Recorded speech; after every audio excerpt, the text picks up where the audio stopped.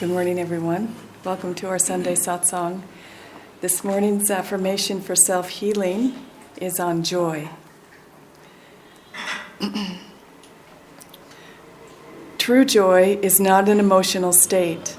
It is not that which one feels when some desire is satisfied or when everything at last goes well. It is inward. It is of the soul. It can be developed first by not reacting emotionally to outward things. Don't be tossed on alternating waves of success and failure. Don't join in their excitement, the buyers and sellers in the marketplace of this world. Be calm in yourself, even-minded and cheerful through the gains and losses of life. Then, in calm, deep meditation, feel the joy of the soul.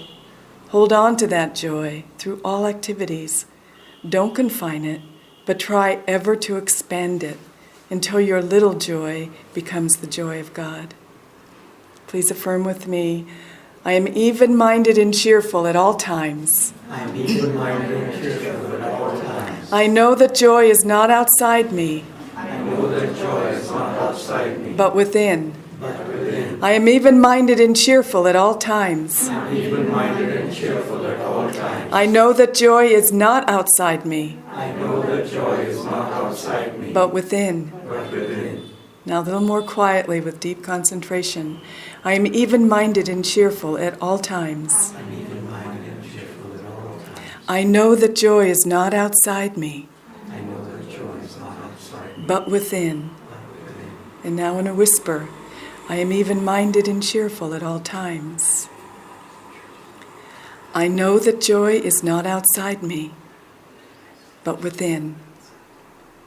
And now silently with deep concentration at the spiritual eye, I am even-minded and cheerful at all times. I know that joy is not outside me, but within. I am even-minded and cheerful at all times. I know that joy is not outside me, but within. And please pray silently with me. In the calmness of meditation, at the heart of my inner peace, help me to feel thy thrilling, joyful presence. Om Shanti Shanti.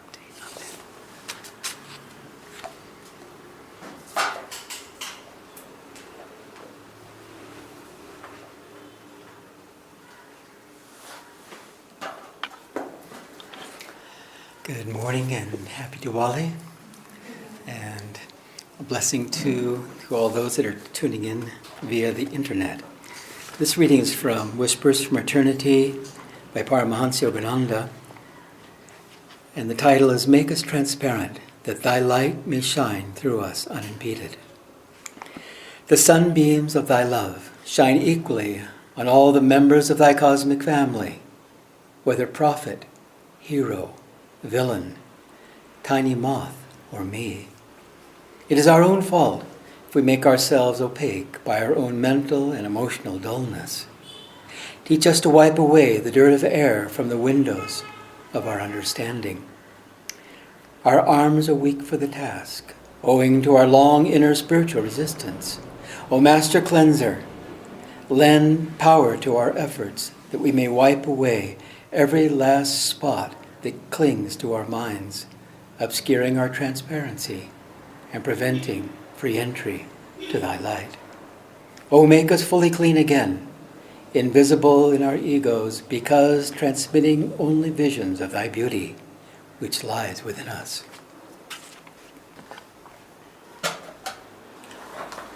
And from the path drawn from the chapter, I Am Spirit. This was back in the early 50s, just shortly before Yogananda left his body. One day, at 29 Palms, while Master was revising his Bhagavad Gita commentaries, he asked Dorothy Taylor to read sections of it to a group of monks who had come from Mount Washington. During her reading, Miss Taylor came to a passage that described the state of oneness with God. Once a devotee attains this divine state, Master had said, he realizes that the ocean of spirit alone is real. God took on the appearance of the little ego and then, after some time, withdrew that wave into himself again. In effect, The dream child wakes up in cosmic consciousness to find himself God once more.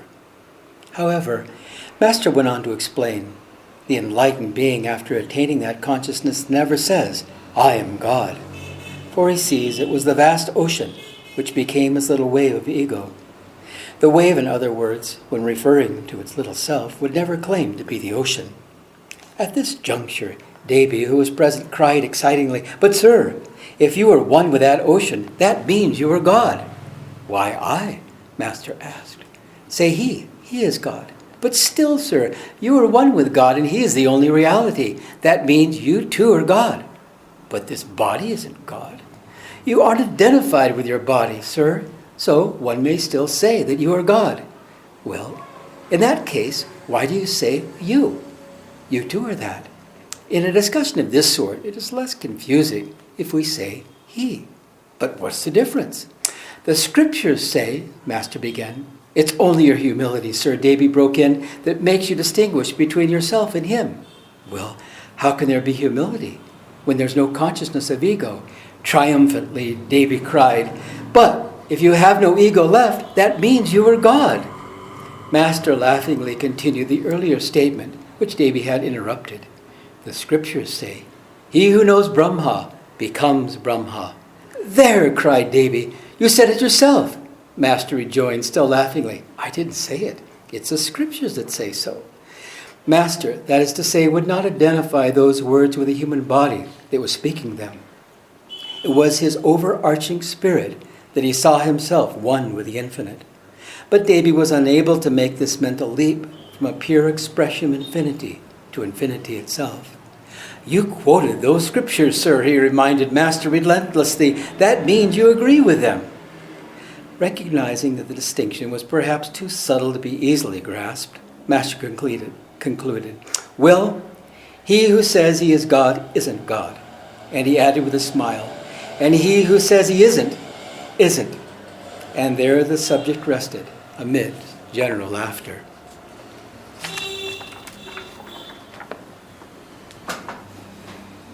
So, as we continue on our path, it is not easy to balance that human aspect and the divine aspect. It really is quite a challenge because we begin to feel spirit inside. We begin to feel the love expanding in our hearts. And then the ego, very eager to take us off our center, says, I am a great devotee of God. I'm this far from realizing oneness. And then down we go again. And it comes to us again and again and again, this challenge where we have to understand that bit by bit, we, in our seeking God, will come to the realization that truly we're just instruments for the light. And so here Devi, he was wanting to pin down Yogananda. What a fabulous opportunity for him. There was God, as all the saints are one with God, there before him. And somehow he was hoping that Yogananda would say, okay, I admit I am God. He wouldn't say that. Because on that level of consciousness where, again, he was just playing, and they do it so perfectly, his human role, he didn't want to confuse the issue. Because, again, yes, we are children of God. But, nevertheless, in this role, with this body, with this personality, we have to play our part. I have often thought that, many times we think, how is it possible that we can endure day after day after day the challenges of dealing with our own mind and dealing with the turbulence of the heart and dealing with the environment and our karma and all of these things. And as I was thinking more of that, I thought, my goodness, it takes real strength to be able to do that, to stay steadfast on the spiritual path. What is this? And I thought to myself, there's no question that only God and the great ones could make this possible, because we would fall off the path. We would get discouraged. We'd say, I'm tired of God and all his crazy crowd. Let me go back to the world and enjoy as I have a last number of years and so forth, because we hit the wall again and again. And yet, the amazing thing is that at one point, when the devotee is strong enough, ripe enough, then there comes this thought inside: I will never give up my search for God. Never. Nothing will dissuade me. And when that thought comes, and when we embrace it wholeheartedly with our entire being, that's the soul that's speaking. That's the Guru that's speaking through us. That's God speaking through us. Because at that point, the veil parts sufficiently that we are not going to spend another incarnation just running around, going after desires and all these things. We're now going to finish up and be done. Yogananda used to love to tell the story of the two little frogs, which is very well known, and unfortunately they hopped into a bucket of milk, and one of the frogs, after tremendous effort, finally just said, I give up, and he drowned. Ultimately, it's a happy ending, because that, frog went on to heaven and took on another incarnation, no doubt. But the inspiration of the story is the second frog said, "What's my choice? I need to live. I need to continue to grow." So he kept paddling and paddling and paddling, and what happened then was a lump of butter formed. And there it was, nice and solid for him to hop out and gain his freedom. Well, I was thinking when I was reading this story of the path, we went at one point, Roma and I and Dharmaraj and Dharmini, the center leaders in Chennai, we went to the desert. And it fulfilled a long, long desire of mine, because as we read in the path, Swami Kriyananda said some of his most wonderful and inspiring times with the Master was there at 29 Palms. And so out we went, and we were trying to find that property. And it's not well known. It's a couple of hours from Los Angeles, because it's where the monks are, and so it's not advertised. And so Dharmaraj had the good idea of going to the office where all of the properties there are available for people to see. And so we thought that maybe this particular slide that we saw was the property, but we didn't know. And it was getting darker, and we knew that our time was limited. And so we just started driving around and just thinking, it's got to be around here somewhere. And we didn't find it. And we thought, my gosh, we're out at 29 Palms. And for me, I didn't share this with anyone, but I was aching to find the property and feel that vibration, because I knew it was going to be a true place of pilgrimage. And now we were sitting in the car, the four of us, thinking, well, it's getting dark now. We should probably think about going. So we thought, well, one last try. Well, as it turned out, we were parked right there. We were right there at the property, but we didn't know of any pictures. We had seen a picture of the path of the swimming pool that Swami helped build. And we had seen a few other pictures, but facing there, this particular hermitage, there was no recognition. So we thought, well, it's getting dark. Let us just walk around the neighborhood. And so we walked behind, and there, much to our joy, was the swimming pool. And our eyes became like saucers. And we said, is this the swimming pool? So we thought, well, it has to be. It was the perfect dimension from what we remembered and so forth. Well, we couldn't go onto the property because this was just for the monks. So we thought, well, should we just jump over the fence? And we thought, well, I don't know. They might not like that. And so why don't we just cling to the fence? We were there right by the swimming pool, and just be there. And the next thing we know, we went into meditation.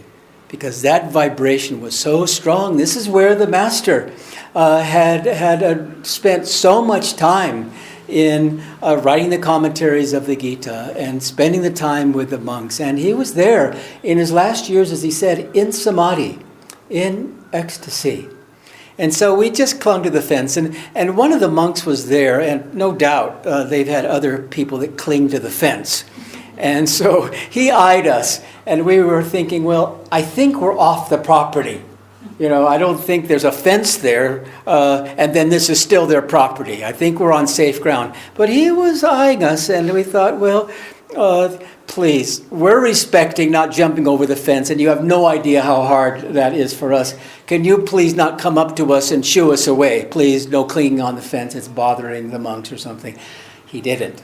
He continued to eye us pretty much the entire time, but he didn't come and make us go. As we experienced in Italy, Yogananda's patron saint is Saint Francis, and we have a flourishing work in Italy. And when we would go to the various shrines, we experienced the opposite. Many of them so deep, and we'd be meditating away. And a monk would come up to us and shake us on the shoulder and say, "No closing your eyes." No closing your eyes? Who came up with that? We demand to see the Pope. What is this? This can't be. And again it happened. So what did we do? We would just sit there and pretend that we weren't meditating. And we have our eyes open. You look a little here, and then you'd be doing your kriyas and look a little there. And they never bothered us there. We said, "The heck with you," But in this instance, at 29 Palms, we weren't bothered, and it was such a deep, deep experience. Well, here we have been experiencing Diwali, and of course, the depth of the experience, the Festival of Lights, is very, very rich. And it encourages us to go deep and to go into the light and go beyond the body and so on. Why are all the bombs dropping? While we're trying to, basically, the spiritual path being the razor's edge is like, trying to thread the needle. And it's not easy, to be thinking of the light and then, it's another explosion. We turned on our sound machine that our daughter gave us. Mostly this is for the dogs. It's fairly effective. But the bombs, there's no way. We turned it up full volume. And of course the crackers would go off, and so forth and so on.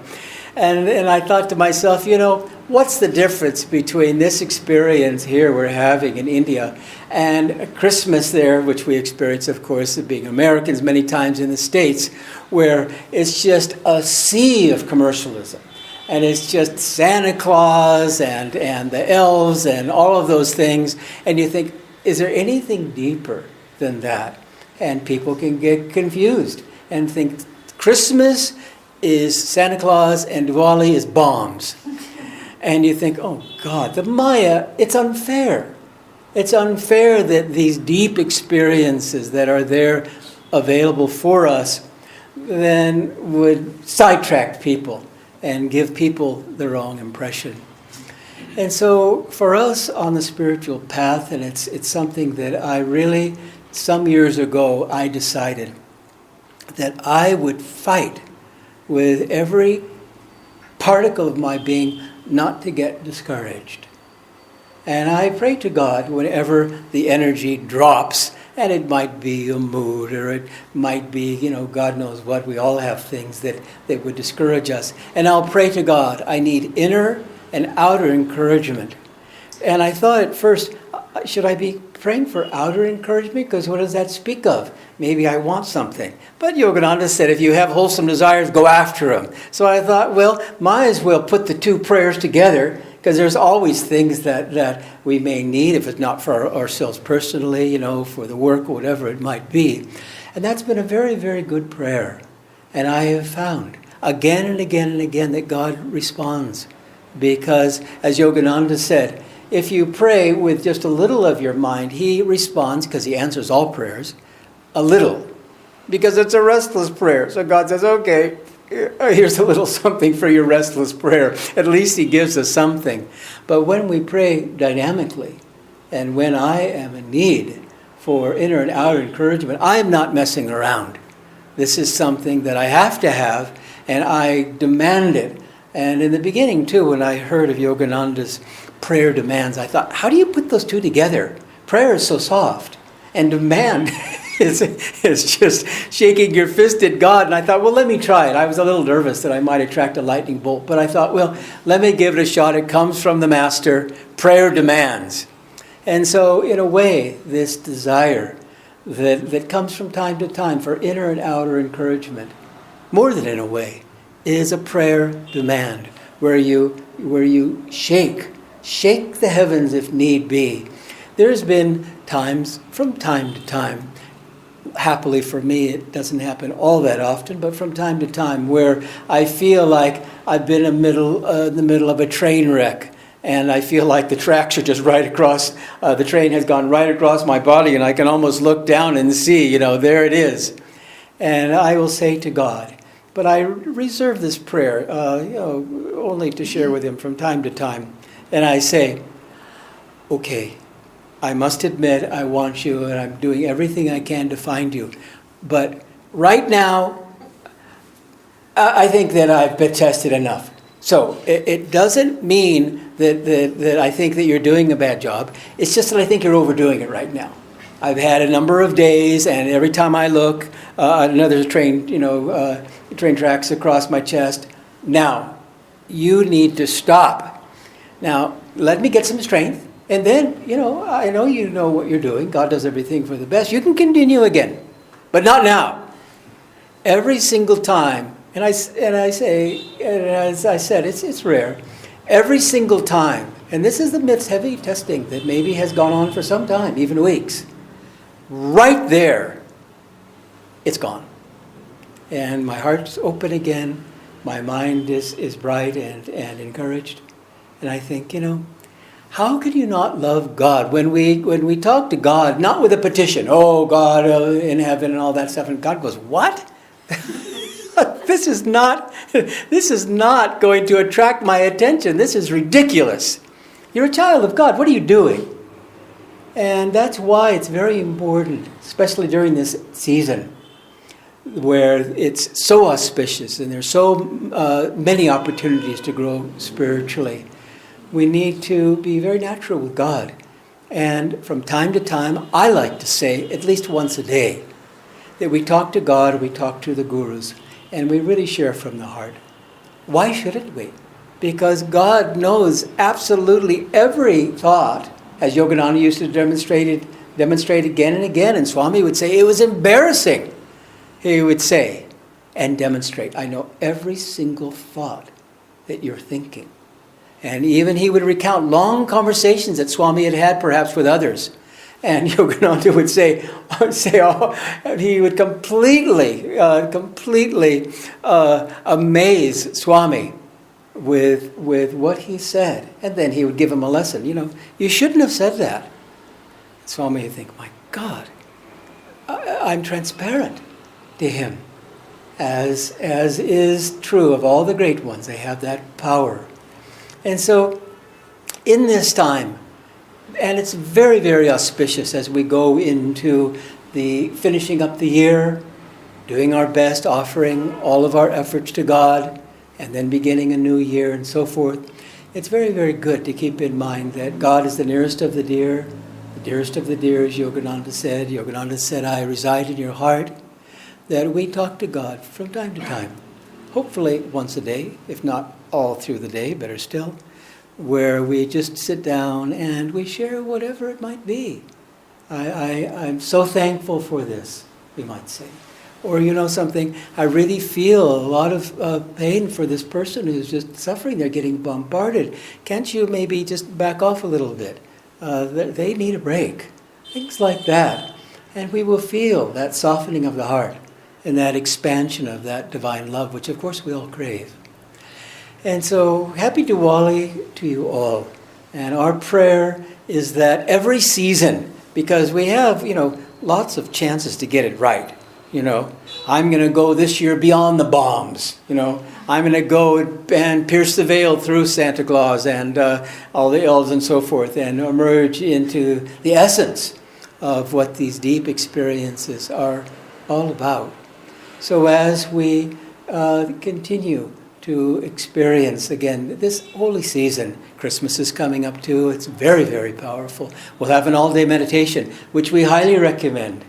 It may be something that makes you quake in your knee, in your boots, when you think, well, I'm working on meditating an hour. This is an all-day meditation, 8 hours, but we've had so many surprises over the years where people have come in a little timidly and said, well, I'll be here for just maybe half an hour or so. And they're here for half a day, or they're here the entire day, because people are generating all of this power and the gurus are here. Make no mistake of it. They are here. They are present. And so even now, this is going to be in December, the all-day meditation, right here at the center. Be thinking about the blessing that one can draw to our own souls by participating to whatever extent. Remember, we don't lock the doors. People, come in and they say, we have you, There's a time lock and it doesn't open until the meditation's over. We're much kinder than that. People can come and go as long as it's quiet and go deep in this experience. And so be the jnani, neti, not this, not that. I only want God, God alone. And let us continue to appreciate that although there are these distractions in this world aplenty, nevertheless, in our own hearts we will find again and again the encouragement that we really are yearning for. We will see in the blessing of being with friends those states of grace that flow right from them to us to lift our consciousness. There are so many ways that God and the Great Ones are trying to touch our lives. And if we just open to that, we will find that more and more we're swept away by the blessing that we have in this life. And it is a huge blessing. A huge, huge blessing. Will we be able to contemplate it now? I don't think so. But in time, we will understand that a lifetime like this is rare, where you attract all the gurus and the technique of Kriya and the spiritual family of this caliber. The blessings are immense. So we want to spend time really thanking God and appreciating what He's given to us and do what we can to act as instruments to share the light. So again, happy Diwali, and we will now have our Aarti and blessing.